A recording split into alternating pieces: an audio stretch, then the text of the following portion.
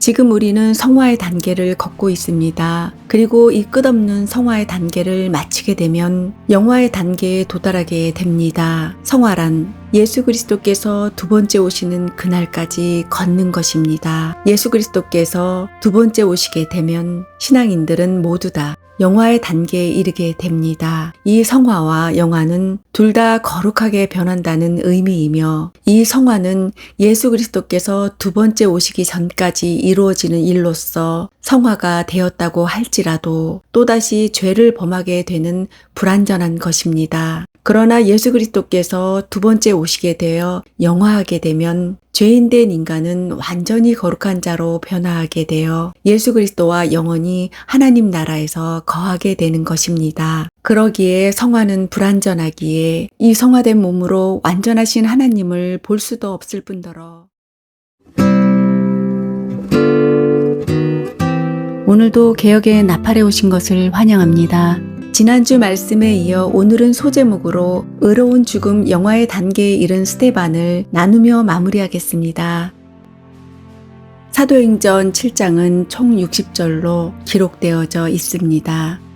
이 사도행전 7장 1절로 60절에 해당하는 내용은 오로지 초대교회의 최초의 순교자인 스데반에 관한 내용입니다. 이렇듯 신약성경은 스데반이 행한 일들의 중요성을 알리기 위해서 7장이라는 하나의 장을 전부 스데반에 관한 내용으로 기록하고 있는 것입니다. 이 스데반의 죽음을 통해서 초대교회가 초속을 다지게 된 것입니다. 스데반은 사도행전 7장 1절에서 대제사장이 스데반에게 질문하자 스데반은 그 질문에 대한 답을 2절 후반부에 하고 있는 것입니다. 이 스데반은 구약시대의 하나님이 아브라함을 부를 때를 시작하여 연이어서 이삭과 야곱과 모세와 여호수아와 다윗과 솔로몬에 이르기까지 쭉 나열하여 하나님의 구속의 경륜에 관해서 설명하고 있습니다. 그 중에서 눈여겨볼 말씀은 다윗이 하나님의 성전을 짓고자 하였지만 하나님께서는 다윗에게 성전을 짓지 못하게 한 내용입니다. 그 말씀은 48절로 49절에 기록되어 있는데 그 말씀은 그러나 지극히 높으신 이는 손으로 지은 곳에 계시지 아니하시나니 선지자가 말한 바 주께서 이르시되 하늘은 나의 보좌요 땅은 나의 발등상이니 너희가 나를 위하여 무슨 집을 짓겠으며 나의 안식할 처소가 어디냐 라고 말씀하십니다. 이 말씀을 직설적으로 표현한다면 하나님께서는 온 우주가 자신이 거하실 처소인데 성전을 지어서 그곳에 하나님을 가두지 말라는 것입니다. 이처럼 하나님께서는 다윗이 성전을 짓고자 함을 이런지하에 거절하신 것입니다. 그러한 이유를 들자면 다윗이 우리아의 아내인 밧세바를 간음하였고 그 죄를 감추기 위해 우리아를 살해한 죄악의 연고인 것입니다. 그러나 하나님께서는 다윗이 짓고자 했던 성전을 그의 아들인 솔로몬에게 짓게 하신 것입니다. 사도행전 7장 46절로 47절에 기록되기를 다윗이 하나님 앞에 은혜를 받아 야곱의 집을 위하여 하나님의 처소를 준비하게 해달라고 하더니 솔로몬이 그를 위하여 집을 지었느니라. 이 말씀과도 같이 다윗은 죽기 전에 하나님의 성전을 짓고자 했으나 자신의 죄악으로 인하여 그 뜻을 이루지 못하고 그의 아들인 솔로몬이 성전을 짓게 된 것입니다. 소돔과 고모라가 왜 멸망하였는가? 물론 동성애로 인하여 타락하여 멸망하였지만 궁극적인 목적은 의인 10명이 없어서 멸망한 것입니다. 신앙인들이 세상에 나가 외쳐서 나라를 구원하는 것이 아닙니다. 의인들이 있는 그 자체가 소돔과 고모라를 구원하는 것처럼 이 세상에서도 의로운 그리스도인이 있는 그 자체가 세상을 구원하는 것입니다. 하나님께서는 소돔과 고모라를 떠날 때 뒤를 돌아보지 말라고 말씀하셨는데 롯의 아내는 그만 뒤를 돌아보았습니다. 이에 대해서 그동안 롯의 아내가 자기 집에 있는 금은보화가 아쉬워서 뒤를 돌아보았다고 말하였지만 이는 전혀 성경과는 거리가 먼 말인 것입니다.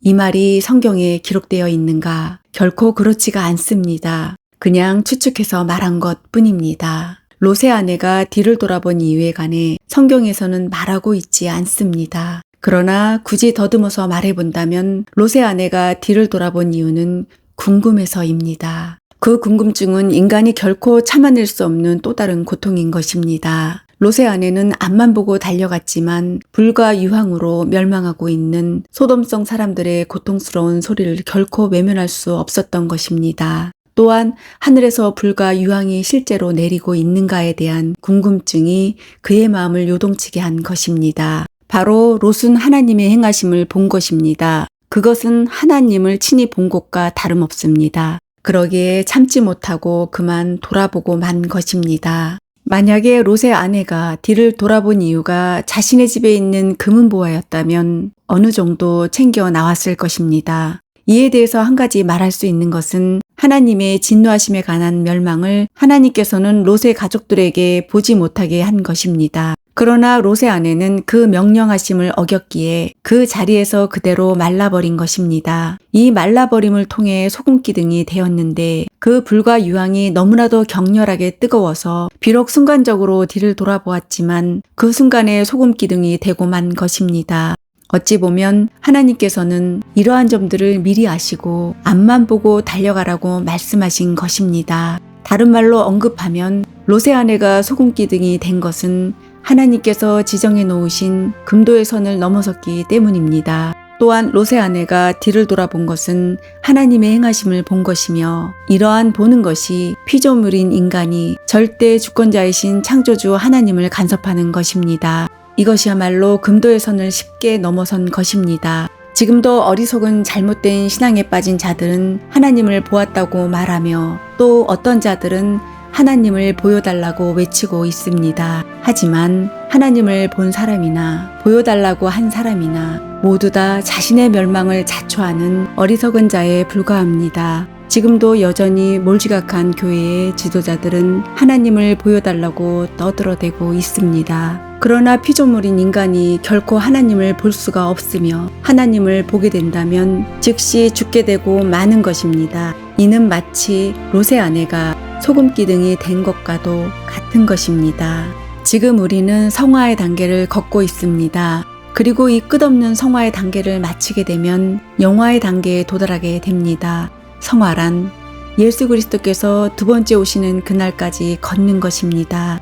예수 그리스도께서 두 번째 오시게 되면 신앙인은 모두 다 영화의 단계에 이르게 됩니다.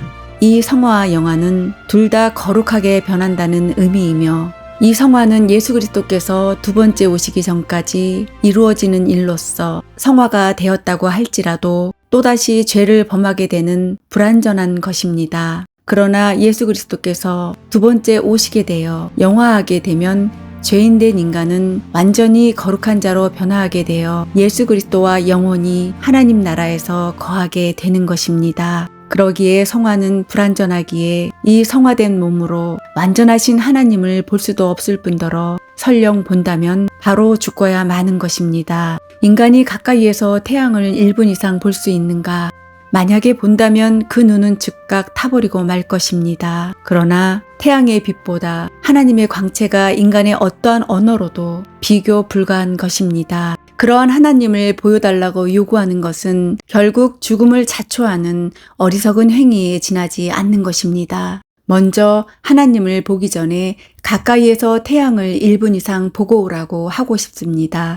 초대교회의 최초의 순교자는 스데반입니다. 이제 스데반은 사도행전 7장 51절에서 목이 곧고 마음과 귀의 할례를 받지 못한 사람들아 너희도 너희 조상과 같이 항상 성령을 거스르는도다 라고 말하고 있습니다. 그리고 그들의 죄를 지적하자 그들은 54절의 말씀처럼 이 말을 듣고 마음에 찔려 그를 향하여 이를 갈게 되었는데 이때 스데반이 성령 충만하여 하나님의 영광과 예수님께서 하나님 우편에 서신 것을 보게 되었고 그것을 그들에게 56절의 말씀처럼 보라 하늘이 열리고 인자가 하나님 우편에 서신 것을 보노라 라고 말하자 57절 말씀에 그들은 큰 소리를 지르며 길을 막고 그에게 달려들어 58절 말씀에 성 밖으로 내치고 돌로 치게 되어 증인들이 옷을 벗어 사울이라는 청년의 발 앞에 두게 되었습니다. 그리고 59절에 스데반을 돌로 치게 되었고